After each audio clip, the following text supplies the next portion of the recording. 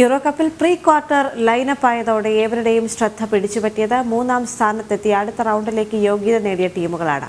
4 ഗ്രൂപ്പിൽ നിന്നുള്ള മൂന്നാം സ്ഥാനക്കാരാണ് അവസാന 16-ൽ ഇടം പിടിച്ചത്. 6 ഗ്രൂപ്പുകളിലെയും ആദ്യ 2 സ്ഥാനക്കാർ പ്രീ ക്വാർട്ടറിലേക്ക് യോഗ്യത നേടിയപ്പോൾ 4 ടീമുകൾ മികച്ച പ്രകടനം കാഴ്ചവെച്ചാണ് റൗണ്ട് ഓഫ് 16-ൽ എത്തിയത്. സി, ഡി, ഇ, എഫ് ഗ്രൂപ്പുകളിലെ മൂന്നാം സ്ഥാനക്കാരാണ് അടുത്ത ഘട്ടത്തിലേക്ക് ടിക്കറ്റ് എടുത്തത്. എ, ബി ഗ്രൂപ്പുകളിൽ നിന്നും 2 ടീമുകൾ മാത്രമാണ് പ്രീ ക്വാർട്ടറിലെത്തിയത്. സി ഗ്രൂപ്പിൽ ആദ്യ 2 സ്ഥാനങ്ങളിലുള്ള ഇംഗ്ലണ്ടിനും ഡെൻമാർക്കിനുമൊപ്പം അതേ പോയിന്റുമായാണ് സ്ലൊവേനിയ എത്തുന്നത്. 3 പോയിന്റുകളാണ് 3 ടീമുകൾക്കുമുള്ളത്. ഡി ഗ്രൂപ്പിൽ ഓസ്ട്രിയയ്ക്കും ഫ്രാൻസിനുമൊപ്പം നെതർലൻഡ്സ് ആണ് മൂന്നാമതെത്തിയത്. ഈ ഗ്രൂപ്പിൽ മൂന്നാം സ്ഥാനക്കാരായി എത്തിയത് സ്ലൊവാക്യയാണ്. റൊമാനിയയും ബെൽജിയവുമാണ് ഗ്രൂപ്പിൽ ആദ്യ 2 സ്ഥാനത്തുള്ളത്.